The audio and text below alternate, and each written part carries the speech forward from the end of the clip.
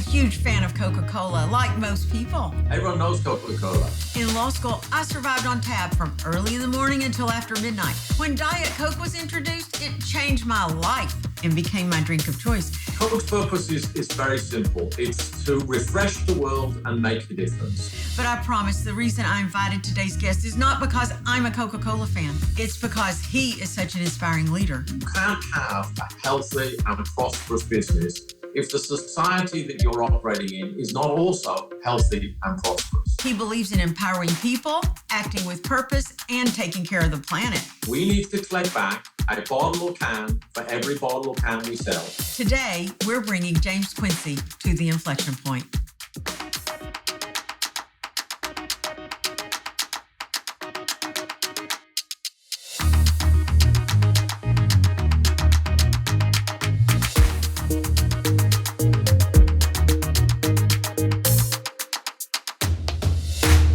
Hello, James. It's so great to have you here as the CEO of one of my very favorite brands of all time. Welcome to the Inflection Point. Nice to be here. And I noticed you have lots of Coke memorabilia behind you, so you've got to tell me a little bit about that before we get started. Well, the great thing about the Coke business is not just the drinks, but there's lots of memorabilia to collect. So you see bottles from all around the world mixed in amongst all the books and things. So I have a lot of Coke countries under my belt. Tell me, is there one or two behind you that means a lot to you that you got in a particular country? Because I know you've been all over the world for Coca-Cola. Yeah, I'm getting up towards 100 countries having visited, and each one's special for different reasons. They're all done with love in the countries, and sometimes people put a lot of effort into coming up with a unique design, and they're all unique, and I love them all.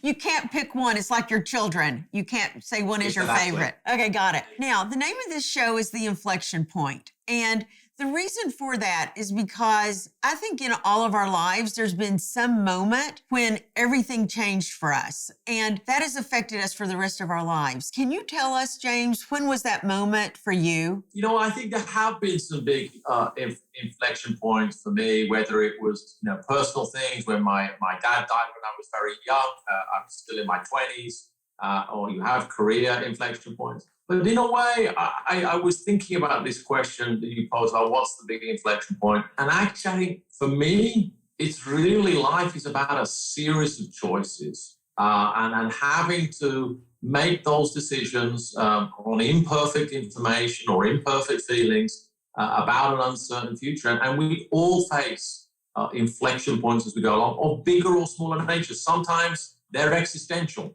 But for many of us, every year we face important decisions, and really being able to ground and think through what you do in an inflection point is very important for everyone. And I know the death of your father was a big one because at that point you said you were more like all focused on yourself, which I know kids are. I have a 22-year-old daughter. But as you talk about these inflection points are really more frequent for us, with you, how do you face those? What I think is becoming increasingly clear to me is the importance of the fundamentals, whether they be the values, if it be more of a personal question, or the fundamentals of economics, if it's more of a kind of a financial business question. The thing that becomes clear in the inflection point is the core question, the core issue, the core solution. Our lives are filled with so much clutter. The thing that most characterizes the inflection point is an importance of getting to the core. That's really profound. I think I need to take your advice. Let's start about your growing up. Okay, so you grew up in New Hampshire and also in England, and then you studied engineering. But along the way, you decided, I don't want to be an engineer. I'm going to go in another direction. Yeah, wind the clock back. I went to study electronic engineering at the beginning of the 80s. And I think rightly, I had the feeling that electronics was the future. And so it has been. Unfortunately, I discovered that there were many other people that were much better at it and much more interested in the nuts and bolts of making stuff than I was. I discovered a passion in the biggest strategic issues in business. I very much pivoted away from electronics and went into a different career because in the end, it's very difficult to get out of bed every day if you don't love what you're doing. Of course, there are consequences of monetary and time and all those things with the choices you make. but doing something you really find a passion with, I think is very important. I agree. You don't want to feel like it's work every day. You really want to love what you do. I agree with that. Now, and speaking of your work, you've been at Coca Cola for more than 2 decades, and you were out in the field a lot. You were in Latin America, you ran operations in Europe and Mexico. How has that shaped you as a leader, as a CEO? I think anyone who's going to be the CEO really benefits from knowing how an operation works at the front end. And so, in my case at Coke, really understanding what happened on the front line in many countries around the world was invaluable to being able to form a view of what did we need to do as a corporation, and made it much easier to come in and have a clear agenda as CEO and hit the ground running. Well, one of the things I think I've read that you've said about your leadership style is you really want to listen to your consumers. And you also have said you want to take risk, the mentality of let's not be too cautious, So are those some hallmarks of your leadership style? One of the reasons I said that is the more you come in and lead a long-running, long-standing, successful enterprise, the more the risk around you is that, people say, well, this is how we do it here because this is what's worked in the past. And the reality is it may well be those are the reasons it worked in the past. We have to reinvent ourselves each generation to make ourselves relevant for the next generation. And the more successful you are, the more you've been successful for a long time, the greater the risk of the organization erring towards the status quo. And that's why we have to push, not just risk for risk's sake, but risk so that we remain relevant for the next generation and relevant for the future. It must be a huge responsibility being a global brand that everyone on the planet practically has heard of, and that almost as many people have tasted the product. Is that awe-inspiring to you? Is it a burden? How do you feel about that? Of course, like many things in life, it's an advantage and a disadvantage. Everyone knows Coca Cola.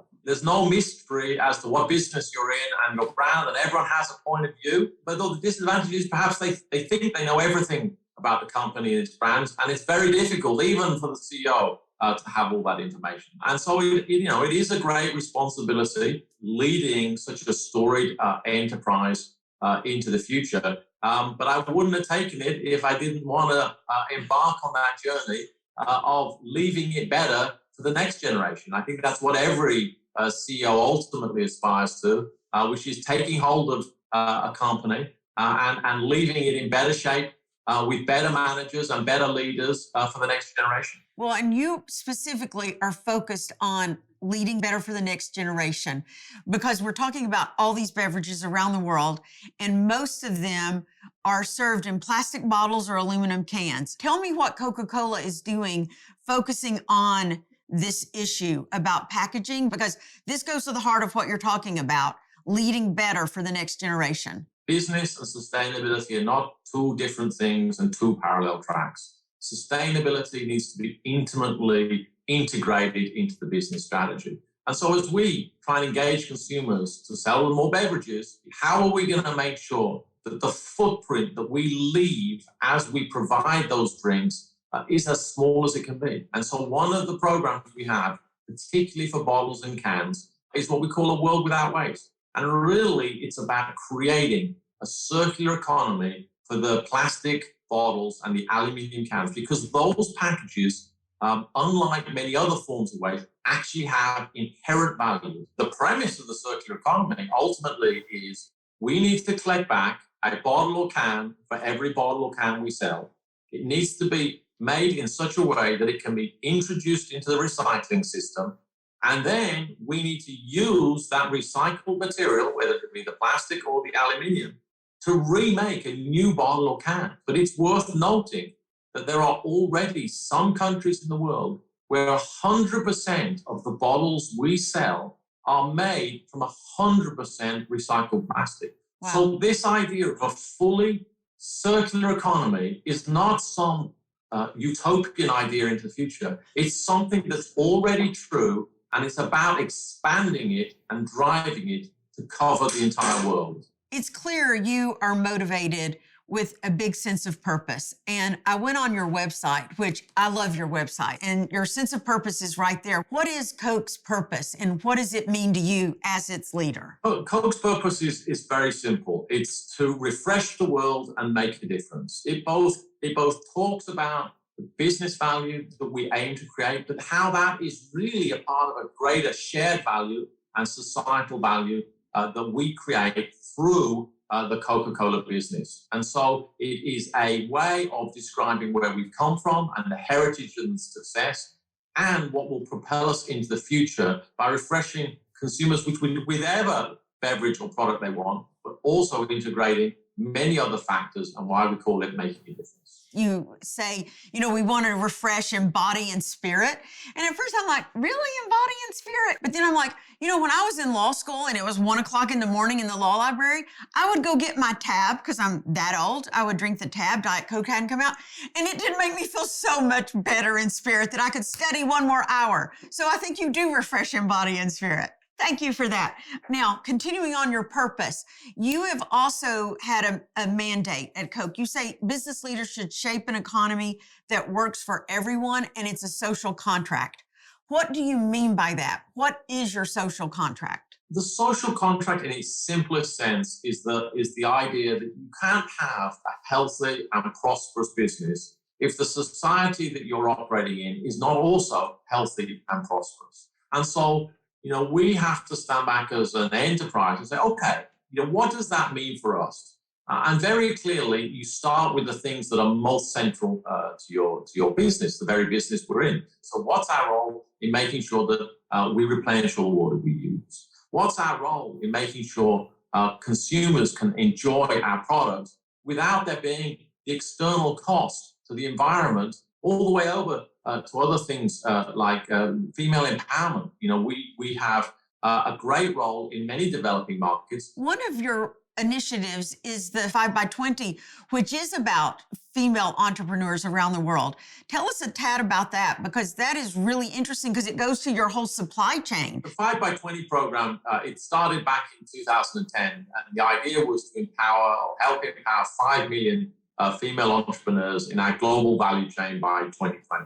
And it started from the very simple idea that empowering women has a big economic ripple effect. As women take greater roles in the economy and society, those countries also tend to be less violent and less volatile. With 5x20, we've managed to reach 6 million women empowered in over 90 countries, helping them set up their businesses, whether that be by providing business skills training, access to financial services and assets, connection with peers and marketplaces, or business opportunities in our supply chain. And it helped bring economic life to societies. That's a really great program because it can have such a huge impact on the women and the society. Where do you think, James, you could do a better job? I mean, you've got so many big plans here and you are also succeeding with many of those plans. Where could you do a better job even? One can always do better. One of the things I often say to people is it's not a perfect world and it's not full of perfect people. And we should always aspire to continue to improve, whether it's individuals or as a corporation. When you became CEO, and now that you've been CEO for several years, are there some things that now you wish you could have done differently or more quickly? Yeah, when you become CEO, people have a deep library of truisms that they share with you. And what's amazing is, of course, how true they are. And it's those decisions you knew in your gut. You had the intuition, no, this we've got to get on. And yet things happen, the slings and arrows of fortune came in, and you had to solve other things and put attention in other places. And it took time to come back to the issue, whether it's launching a product and it's a year later or 2 years later than when you realized it was needed. And there are always these learnings. And so we've got to keep pushing for speed. Okay. Now, let's talk about the world post-COVID, which we hope now with the vaccines, we can start being optimistic and go there. Whether companies want to work from anywhere, whether they all want to rush back to the offices or they do some kind of hybrid, businesses clearly are saying they want to return to growth because last year was a tough year. What is your mentality for growth? Because I've seen you talk about a growth mindset. What is that? Yeah, clearly everyone wants to get back to growth post-COVID. And I think a growth mindset is very much about, being attuned to the possibilities of growth, because there are always possibilities for growth, even in the most complicated times. And in a way, it's another way of saying consumer centricity, which is to say, we've got to stay curious about the outside world. The market is not internal. The market is outside. Consumers are outside. Curiosity is not enough. That's an intellectual exercise. That's a discovery exercise. You then got to feel empowered to actually do something about it. You've got to make sure they can learn from what we've done before, whether they be successes or failures, and they can include other people. It's very rare that one person wakes up in the morning with a perfect idea. They need to bring in the thinking and skills and capabilities of other people. And then it's be agile. There's no point perfecting the perfect plan, and then the moment has passed and someone else succeeds the day. The world is moving at a faster pace than it did 10 or 20 years ago. So those are 4 components that you look for: curious, empowered, inclusive, agile. That's your growth mindset. Correct. Now, having the CEO of Coca Cola here today, I have to ask, which of your 3,800 beverages is your favorite? Well, I'm an omni-consumer, and my favorite drink is entirely occasion dependent. Depending on where I am in the world, it's a chilled juice, so it's it's in the UK, it's innocent. If it's in the US, it's simply. Then I'm consuming Diet Cokes and Coke Zeros and Cokes and Smart Waters, which is actually what consumers do. They drink a portfolio of drinks. Even if they have one that they love, it's typically they love it for that occasion, and then they round out the day with other drinks. That's really true, isn't it? So it's a good thing you're trying all your drinks, because all the consumers are doing that. Yeah. In the end, I always go back to Coke, but that's what I grew up with. Same. Now, do you empower your teams to make the final decisions on a product, or do you have the last word? I must taste this product before it goes to market and make sure I love it. I empower my team. I mean, who is going to let the colorblind guy make the final decision on the graphics for a product? No one. So no, you have to choose the best people, whether it's graphics, ads, product, taste, product design. Choose the best people. If the number of decisions in the company is just limited to the ones I make, even if I work 24 hours a day, 7 days a week, there's only so many decisions I can make. But if I can get thousands or tens of thousands of people to make decisions, think how much more gets done. Empowerment to me is a self-evident necessity. One thing that I watched of you is on your commencement speech that you gave at Georgia Tech. And you spoke to engineering PhDs. So I expected you to be extolling the virtues of getting an engineering degree. And what did you talk about, James? Love. That hit me like a ton of bricks. So briefly, can you tell us the 3 parts of love that you talked about, which was really instructive to all those engineering students there? Yeah, I think you might be one of the few people who wasn't there that's actually gone and loved it. I say, you gotta, in a way, love yourself, not the naive, narcissistic version, but the self-awareness of who you are and what you want to be. And that's super important. And then you've got to really think about, what you want to do. What is it that you love? What is it that you want to go and be? And then the people around you, the love for the people around you. And if you can really understand yourself, understand where you want to get to, and really understand the people around you, you can create tremendous things. I just thought that was amazing to hear the CEO of Coca Cola tell a bunch of engineers, think about 3 areas of love: love of yourself, of your vocation, and of others. I'm not sure I just did justice to the speech. It was really great. It was at Georgia Tech. It was wonderful. The rambling wreck of Georgia Tech. Okay, now let's conclude on this. Coca-Cola is about to celebrate its 135th year. So this is a major milestone. You've been around forever. What lessons can Coca-Cola teach us from your 135 years? In a way, people see Coke as this authentic brand that has always been there. And yet, actually, Coke reinvents itself as a brand for each generation, because most brands get trapped in the kind of the business school idea of a lifestyle of product. You start, you grow, you plateau, and you die. And yet here is Coke, still going 135 years later.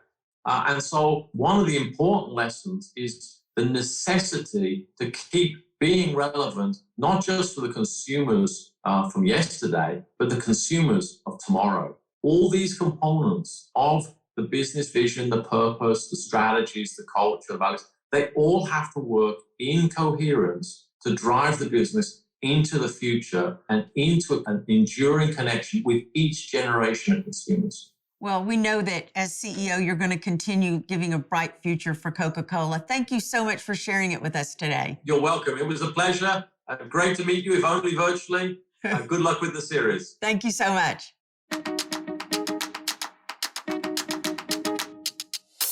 Next time on The Inflection Point, I'll talk with Anil Bhusri, CEO of Workday. Was the hostile takeover really hostile? I would say it's hostile with a capital H. How can you be both an introvert and an optimist in Silicon Valley? There's no way to start a company without optimism. And Winston Churchill had a great quote, I choose to be an optimist because the other choice is not very good. You have said a corporation should have a soul. The world's going through a really challenging time with COVID, with layoffs, with social and racial justice issues. And so corporations need to have a soul.